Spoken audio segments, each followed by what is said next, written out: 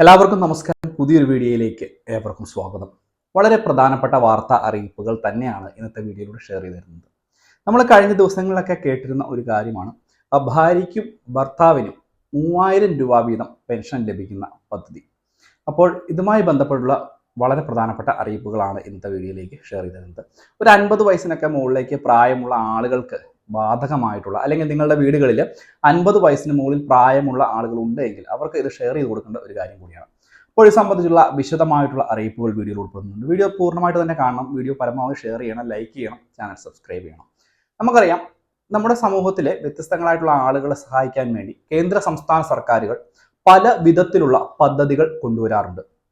ഇപ്പോൾ നമുക്കറിയാം, കിസാൻ സമ്മാൻ നിധി യോജന എന്ന് പറയുന്ന പദ്ധതി. ഈ പദ്ധതി പ്രകാരം 2000 രൂപ വീതം ലഭിക്കുന്നു നമ്മുടെ സംസ്ഥാനത്തും മറ്റുള്ള പല സംസ്ഥാനങ്ങളിലും. രാജസ്ഥാനിൽ മാത്രം ഇത് 8000 രൂപയായിട്ടൊക്കെ ഉയർത്തിയിട്ടുണ്ട്.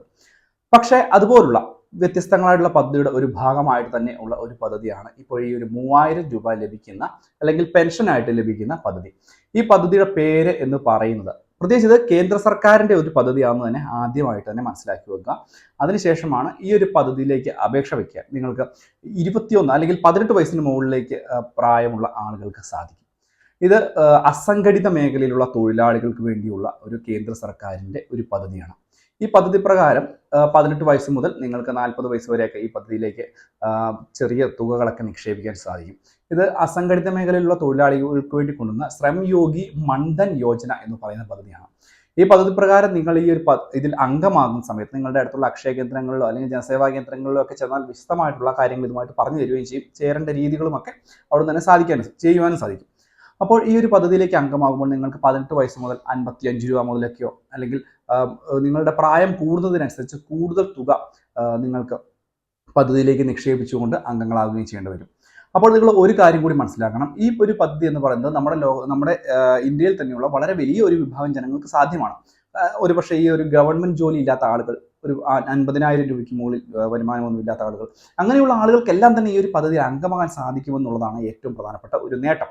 അപ്പോൾ ഈ ഒരു പദ്ധതി ഒരു പങ്കാളിത്ത പെൻഷൻ പോലെ നിങ്ങൾ ഒരു തുക നിക്ഷേപിക്കുന്നു. അതിന് ആനുപാതികമായിട്ടുള്ള ഒരു തുക കേന്ദ്ര സർക്കാർ പദ്ധതിയിൽ നിക്ഷേപിക്കുകയും അതിനുശേഷം ഒരു 60 വയസ്സിന് മുകളിലേക്കൊക്കെ ചെന്ന് കഴിയുമ്പോൾ നിങ്ങൾക്ക് പെൻഷനായിട്ട് 3000 രൂപ വീതം ലഭ്യമാവുകയും ചെയ്യുന്ന ഒരു പദ്ധതിയാണിത്. അപ്പോൾ രണ്ടുപേര്, ഒരു വീട്ടിൽ ഭാര്യയും ഭർത്താവും ഈ ഒരു പദ്ധതിയിൽ അംഗമാണ് എന്നുണ്ടെങ്കിൽ 3000 രൂപ വീതം 6000 രൂപ പ്രതിമാസം നിങ്ങൾക്ക് ലഭിക്കുകയും ചെയ്യും. വാർദ്ധക്യകാലത്തിൽ മറ്റുള്ള ആരുടെയും മുമ്പിൽ പോയി കൈനീട്ടാതെ നിങ്ങൾക്ക് ഈ ഒരു പദ്ധതി ആനുകൂല്യം ഉപയോഗപ്പെടുത്തി ജീവിക്കാൻ സാധിക്കുമെന്നുള്ളതാണ് ഏറ്റവും പ്രധാനപ്പെട്ട കാര്യം. ഇപ്പോൾ 18 വയസ്സ് മുതൽ പ്രായമുള്ള ആളുകൾക്ക് ഇപ്പോൾ തന്നെ ഈ പദ്ധതിയിലേക്ക് അപേക്ഷിക്കാം. ഒരു വർഷത്തിൽ ഏകദേശം 36,000 രൂപയാണ് ഈ ഒരു പദ്ധതിയിൽ ഉൾപ്പെടുത്തി നിങ്ങളുടെ സഹായത്തോടെയും കേന്ദ്ര സർക്കാരിൻ്റെ സഹകരണത്തോടുകൂടിയും നിങ്ങൾക്ക് ഈ ഒരു ആനുകൂല്യം ലഭ്യമാകുക.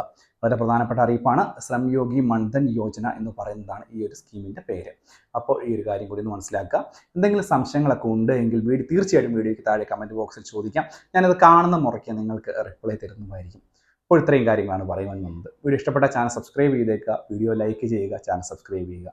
മറ്റൊരു ഇൻഫോർമേറ്റീവ് ആയിട്ടുള്ള വീഡിയോ ആയിട്ട് നമുക്ക് വീണ്ടും കണ്ടുമുട്ടാം. അതുവരേക്കും ബൈ ഫ്രണ്ട്സ്.